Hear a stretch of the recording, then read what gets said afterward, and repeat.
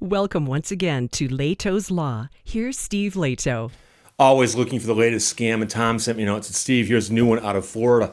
And a lot of scams have parallels to previous scams, but the point is the scams keep evolving. It's the same people running them, but this one involves jury duty. And I will tell you that I just got notified. They want me to serve jury duty in a couple weeks. So I'll let you know how that goes. If I do serve jury duty, I will do videos about it, I assure you. And if I get to go in and at least get questioned, I'll do a video about that as well. But my luck has been, I've only been actually brought in one time, despite getting notices, I think 4 or 5 times.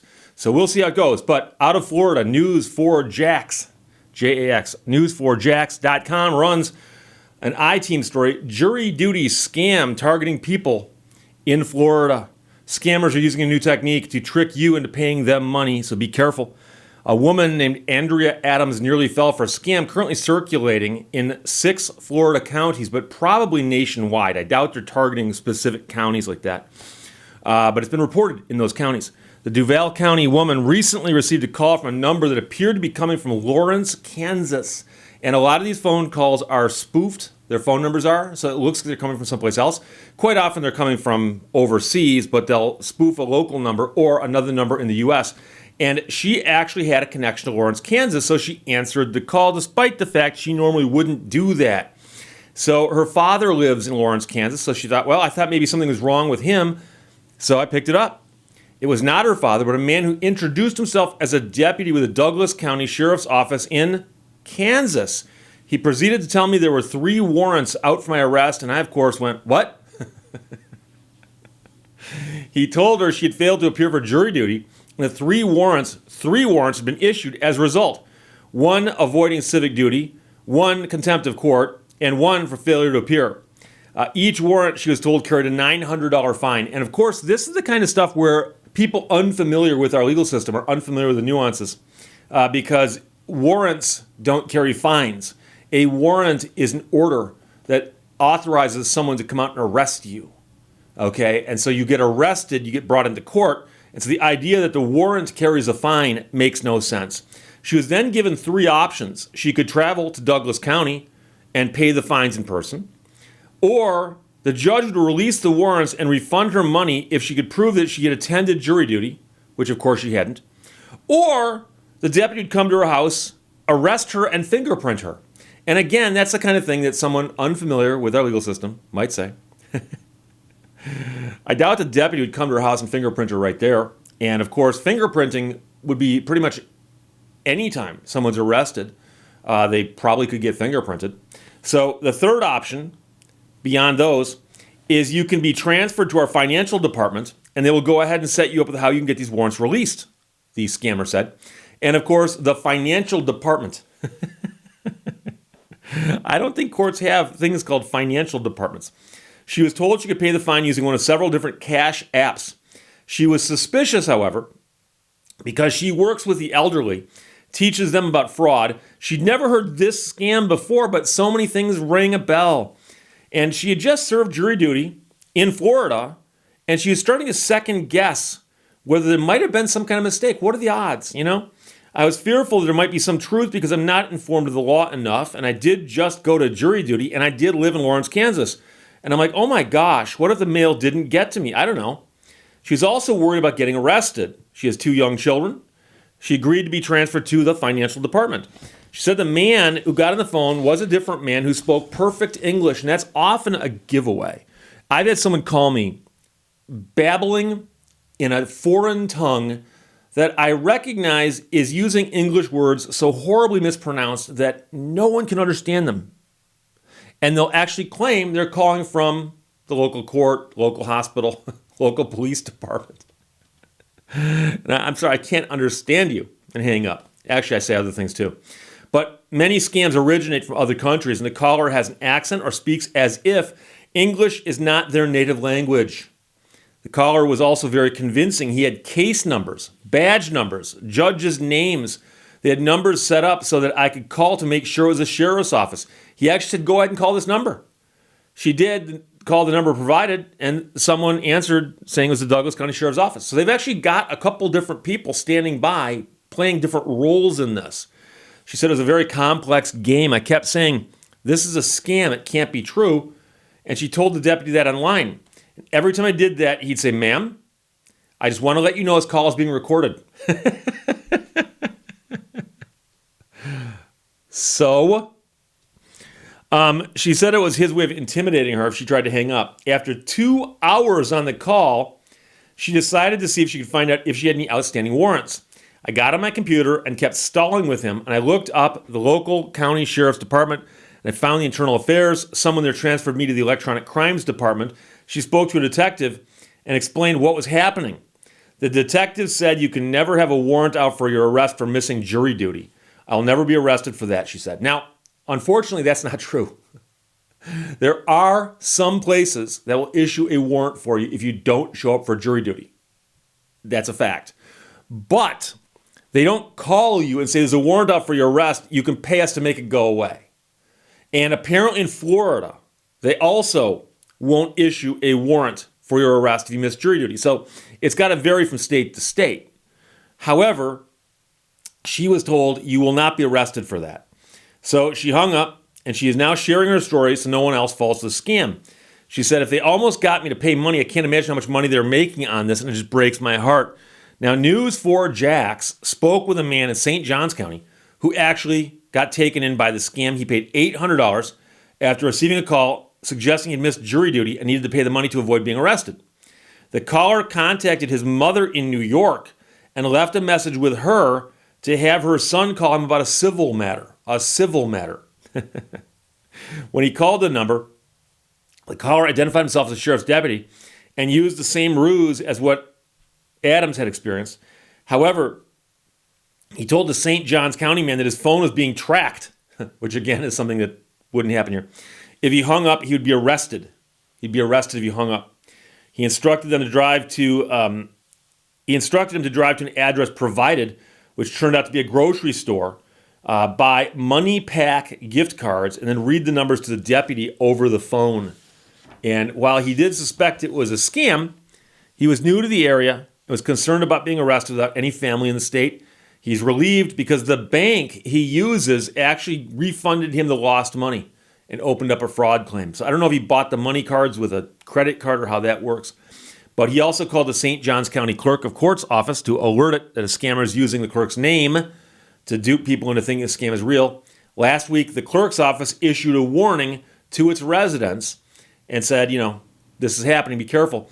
But regardless, you should understand if you miss jury duty in Florida, you're not going to receive a call. You will receive a letter in the mail that says you need to contact a number and discuss why you missed it. So also added, missing jury duty is not a felony, and it's not even a misdemeanor. If anything, it's contempt of court. So there's different ways about that, but you need to understand that this exists. But I've had a lot of people ask me about jury duty, and I will tell you that, like I said, I just got a notice from a court locally, and it says, Mr. Lehto, you've been chosen. Congratulations. You are a winner. And they actually have you go online, you fill out a questionnaire, and then they tell you, your date for attendance of jury duty is this date. And it's a month down the road. And they say, the night before jury duty, call this automated number. And you're going to call the number, and you're going to type in your juror ID number. And it's going to come back and either say, yes, report, or no, don't report. And they do that because if they have potentially 10 trials, they need to have jury pools for all 10 trials. And since not everyone gets on the jury pools are larger than the juries themselves.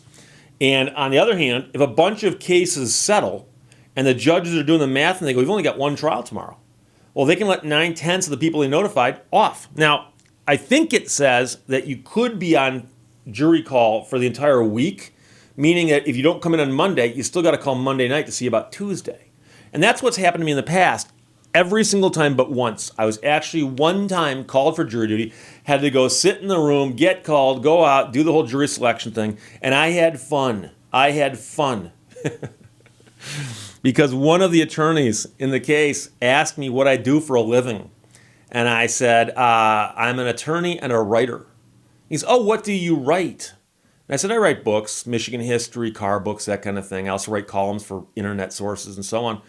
And he goes, and you're an attorney? And I said, yeah. And he goes, well, tell me about that. And I said, well, I practiced lemon law, defective cars, which had nothing to do with the case that they were on.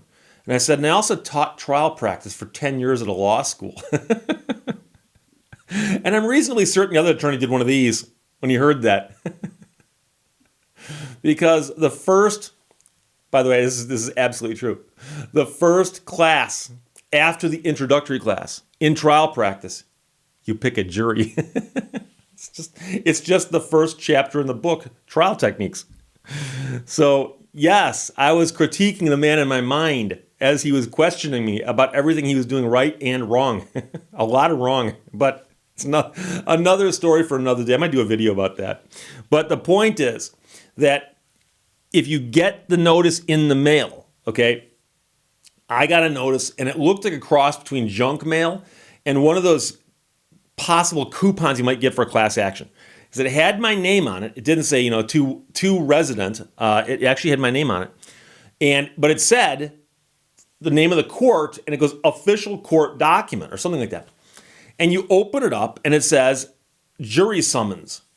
And then it says you have been chosen to attend jury duty, and it explains to you how it works and when it will be and all of that. And then it also has in there all the stuff in there. If you can't attend, or if you are over a certain age, you don't have to attend, and all these different things. And they say, but if it's simply inconvenient, we'll adjourn it for you. But the point is that if you are eligible for jury duty and you don't have an excuse, you got to play along. And so I have told the story before, but someone I know lives in a small town in a county in northern lower Michigan and got a summons for jury duty. And it just said show up. It didn't say call in the night before. It just show up. And my friend got in his vehicle that day and was driving in, and there was a really bad snowstorm. And it was a nightmare everywhere. And as he finally got to court, he was a little bit late.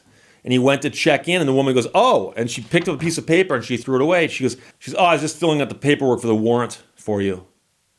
And, yeah, if you don't show up for jury duty, we issue a warrant. Now, here's the thing. Again, not every state does that. Not every county does that. But if you don't show up for jury duty, they will make a notation, this person didn't show up. And if they want to, they might follow up on it by sending you another note or letter saying, we summoned you for jury duty and we did not hear from you. Now, I've had people say, Steve, I just throw the letters away. I just throw the letter. They can't prove I got the letter. Well, whether they can prove you got the letter is one thing. But to get to that argument, you'd have to be in front of the judge. To get in front of the judge and you throw away their notices means you probably got dragged in on a warrant. Now, you don't buy your way out of a warrant. You stand in front of the judge and explain why you didn't show up for jury duty. And you have every right in the world to get in front of the judge and say, Your Honor, I never got a notice. Now, if you did get notices, of course, you'd be committing perjury by doing that. And that's between you and the judge and anybody up there that you feel like you need to follow. But the point is that if you get in front of a judge and he says, we're considering holding you in contempt because we sent 3 notices to your house and you didn't respond to a single one of them. And you go, I never got them. The judge is going to say, well, do you get mail at your house? Now, here's a tricky point. If you say, no, I don't, he's going to say, why didn't you ever go to the post office and say, where's my mail? And if you say, yes, I do, he's going to say, well, you must have gotten these notices too because we sent them regular mail. And a lot of people think that you can get out of stuff by just saying stuff. I never got them. Never got them. Well, you can try that. See what happens. I wouldn't recommend it. And, here I am, and I'm an older fellow, okay?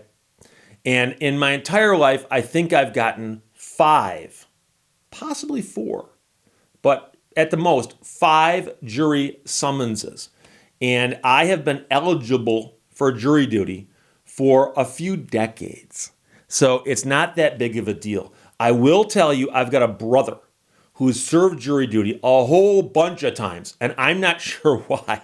He's even asked me, Steve, why do I keep getting called? I said, I don't know. Because different places do it differently. Some of them actually base it on voting records. Some of them base it on tax records, property ownership. And there's other different government documents they can go off to get names and addresses, and that's how they do it. So there is the possibility that you will get in trouble if you didn't show up for jury duty. But if you didn't show up and you have an honest excuse, such as I never got the notice, trust me, you can call the court and say, I never got a notice. What do I need to do to fix this? And fixing it's not going to be paying money over the phone. And they wouldn't issue 3 warrants for your arrest over the same jury duty notice. Nor would they say you can buy your way out of it for $900. So it's the latest scam. It involves jury duty. Be aware of it. Tell your friends. News4jax.com ran it. The I-Team, jury duty scam targeting people in Duval and St. Johns counties, with scammers using new techniques to trick you into paying money. Be careful, my friends. Tom said it. Thanks a lot. Questions or comments, put them below. Let's talk to you later. Bye-bye. Thank you for watching Lehto's Law. Never let fear decide your fate.